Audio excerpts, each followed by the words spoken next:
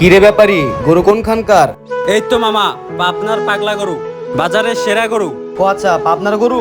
পাগলামি না করে একটা দাম চাও, লয়ে যাই। লইবেন লন মামা, হাটের সেরা গরু মামা, সেরা গরু। দাম পড়বো একবারে 3 লাখ। দেহি চাপেন। কি হবে ব্যাপারী, গরুর দাম কত? মামা দাম পড়বো একদম 3 লাখ। 3 লাখ? কুলো ধরে দিনাছি 3 লাখ। এই ব্যাপারী, কি হইছে? রশি খুলতাছস কেন? দিতাছি আমি 4 লাখ, গরু আমারে দে।